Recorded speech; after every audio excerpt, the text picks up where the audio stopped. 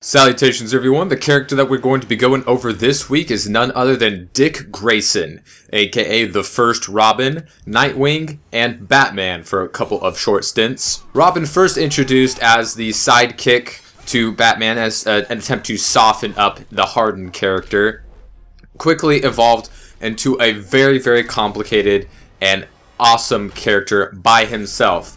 The Flying Graysons, a trapeze act at the Haley Circus, comprising of Dick and his parents, saw his parents die after a mob boss had them killed due to some money extortion not being paid up, is eventually adopted by Bruce Wayne, the Caped Crusader himself, unbeknownst to young Dick that his new guardian was the Dark Knight. Having tried to take up upon himself to solve the murder of his parents, he stumbles upon Batman doing the same thing. After figuring out the identity of those responsible, young Dick Grayson confronts those associated with his parents' murder, only to find himself in a bit of trouble, to which Batman, of course, comes to the rescue, and in doing so reveals to young Dick that his new guardian, Bruce Wayne, is the Caped Crusader himself.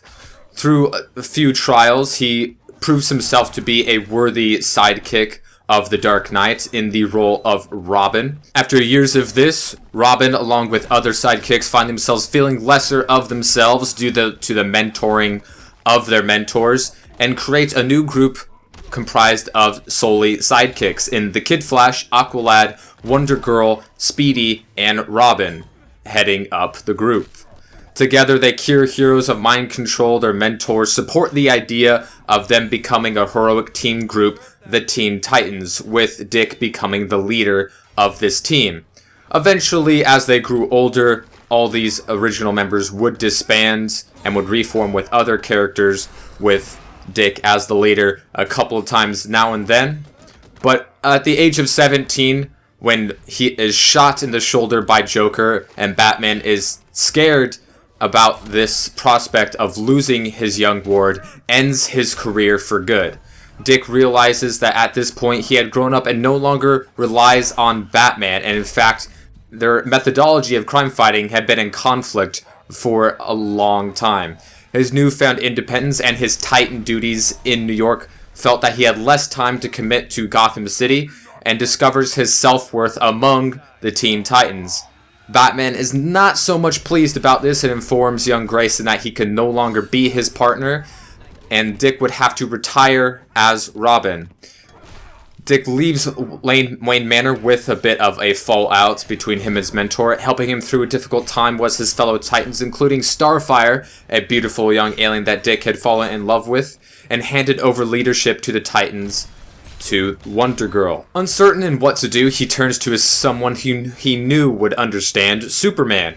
And after a brief powwow, Superman tells young Robin of a story long ago on Krypton, of a man who was cast out by his family, much like how Dick had been, who dreamed of a world ruled by justice and set out to protect those helpless of Krypton.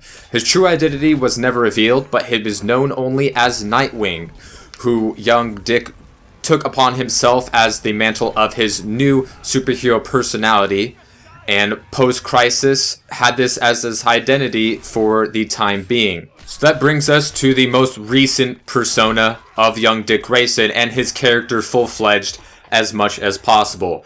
However, he did have to bring up the mantle of Batman upon himself on a number of occasions.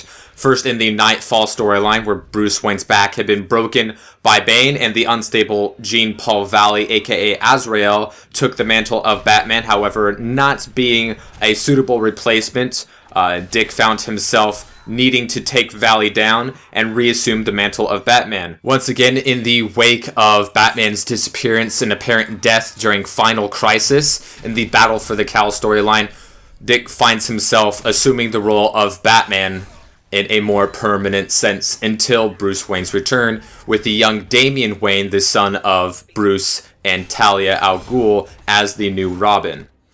After Bruce's return, he comes back as Nightwing. So he is a very unique character, and the road that he has traveled being a sidekick to leader of many groups, including the Teen Titans on multiple occasions, the Outsiders, and even the Justice League for a brief period of time. Being trained by Batman at an even younger age than Bruce started is the peak of human conditioning, with a little bit of improvements on his mentor as well. Being strong enough to even damage blockbusters, throw refrigerators, and break through concrete walls. Through his many trainings through the circus, he is at the peak of human agility, more so than any other hero, one of 3 people in the world capable of doing a quadruple backflip, and it enables him to survive at heights that would give most heroes the heebie-jeebies. He is even faster than Batman on foot, his reflexes possessing that enough to detect a sniper and evade bullets at point-blank range. He's the peak of human endurance, able to go 4 days straight without sleep, and is capable of holding his breath for 7 minutes, thanks to the training of Batman. His durability allows him to withstand attacks from many superhuman strength-possessing foes, such as Blockbuster and Osiris. He's a master acrobat. He's skilled at intimidation, much like his mentor, able to even get the Scarecrow, who only fears Batman, to talk. He is a master detective, only second to Batman himself, as is accredited to him by many other heroes worthy of giving such praise. He is an experienced leader, as I mentioned before, leading the Titans, Outsiders, and the Justice League. A master martial artist, a master in dozens of disciplines, especially with an emphasis on Aikido and Eskrima. Basically, when it all boils down to it, after being trained by the Dark Knight for so long, he is a little bit better or a little bit worse than anything that Batman can do. Expert level hacker, an indomitable will, was actually a candidate to succeed Abin Sur after his death. An expert escapologist, a marksman, genius level intellect, multilingual, and basically anything else you can think of. He is a better leader than Batman, able to rally the troops better than, I would say, any other hero in the DC universe outside of probably Superman. In that he, with his involvement with the Teen Titans, Outsiders, the Batman family, he can rally anyone to the cause that is needed at hand. His only known weakness is that of redheads and the 2 people that he has been engaged to, both Starfire and Barbara Gordon, being his 2 love interests. He makes his home in Bloodhaven, which is the most notoriously bad place in the DC universe, an even darker, more criminally driven place than even Gotham City itself. He is a very, very interesting character, having seen too much to be a Robin, still too optimistic to be Batman. He is his own character by himself. He is Nightwing. He is a ladies' man. He is a hand-to-hand combat specialist and one of the greatest fighters out there, able to take down Ra's al Ghul in a sword fight. He's able to fight Deathstroke to a standstill. He's able to elude even his mentor, Batman, one of the greatest detectives in the DC universe, a bit of a renegade, someone who wants to mark his own path, and someone who will always fight till his last breath. He is Dick Grayson. He is one of the greats. He's the original sidekick, and someone that everyone respects, especially the ladies.